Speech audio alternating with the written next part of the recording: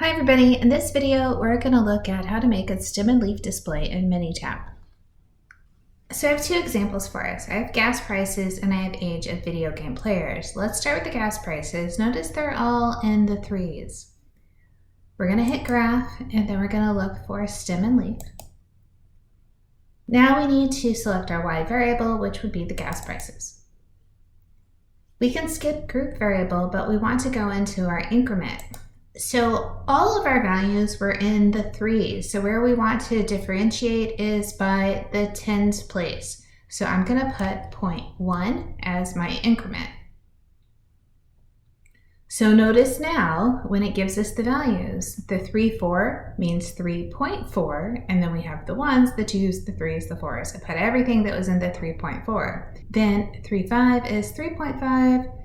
3.6 is 3.6 and 3.7 is 3.7. Notice in 37 I have 0, 0, so this means I had two values that were equal to $3.70. On the left, this first column is a sort of cumulative frequency. This says I had 19 values and this 3, 4. The parentheses around the 10 by 3, 5 says the median occurs in this line. After the median, it kind of starts over with the frequency. So go to the bottom and this 2 says there's 2 values. This 11 means there's 9 values plus 2 gets us up to 11. You're not really using this first column, so you can ignore it, but I do like to explain what it means because it isn't very obvious when you first look at it.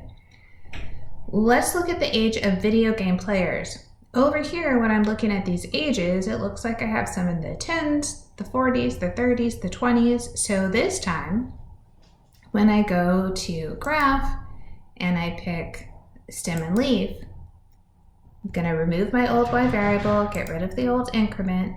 This time we're picking C3, age of video game players, and then in my increment, I want it to be in the 10s. I want to say it's 10, 20, 30, 40, so I'm going to type in 10.